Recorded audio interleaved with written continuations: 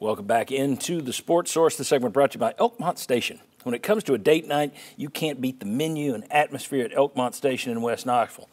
When it comes to a family gathering or an after-work get-together, there's no beating the menu and atmosphere at Elkmont Station. And when you get the picture, Elkmont Station needs to be in your regular dinner rotation no matter what the occasion.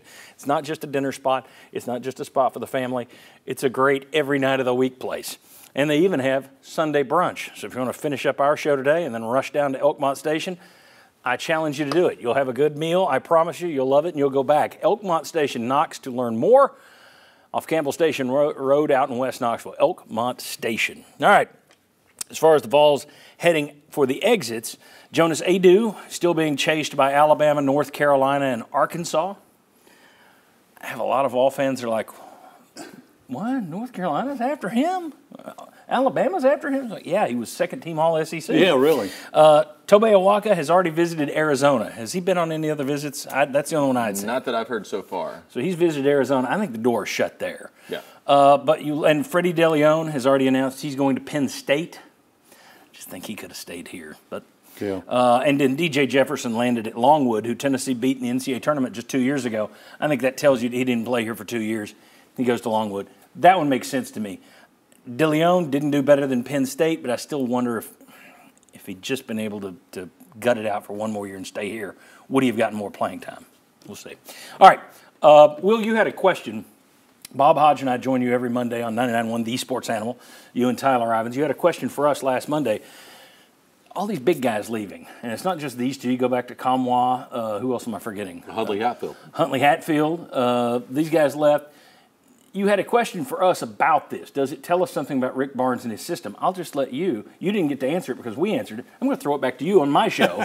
So I'll steal your topic and hand it back to you, sir. Explain to people what your theory is and whether or not you agree with this theory. Well, we've had 3 different guys in 4 years that have left Tennessee basketball, and they've big left. Men. And what has been reported, the big men, what has been reported is they want to be a face-up player 18, 19, 20 feet away from the rim because that's what you do in the NBA if you're a big man. And if you're at Tennessee playing with your back to the basket, that's not necessarily going to show your skill set to NBA teams that could get you drafted. So does Rick Barnes, does Tennessee need to transition what they do with big men and allow them to play 18 to 20 feet away from the rim, even though that might not be the best winning proposition offensively? It's what keeps you getting big men, and maybe it would bring in even more big men. My answer to that was I don't see Rick Barnes changing. He allowed Dalton Connect to come in, not a big man, but he allowed Connect to come in, and even though his defense wasn't good, he kept him out there. That was an adjustment. Yeah. He made an adjustment this year. To completely toss his system and start playing with his big men out at the top of the key, launching threes, I don't see that happening, so I think it's a moot point. That doesn't mean it shouldn't happen. I just don't think it's going to happen. Do you think it should happen? Yes. I do think you have to do it at least somewhat, right? You have to work something in where you allow your bigs to show off their game, their skill set away from the rim. I thought he gave Jonas Adu that opportunity this year a number of times to be away from the rim and drive towards the basket on the pick and roll with Connect. Adu just didn't hit the shots. No. So I do think it needs to happen more, but we had never seen a team until Alabama this year win at a high level playing 5-out basketball. Chuck? Should he? Yes, he probably should. And here's my thing. I don't think you make a dramatic total shift in what you're trying to do. But, I can just see Ziegler coming up, fist up. We're going to try a different look, see how it goes, and then go right back to what we do.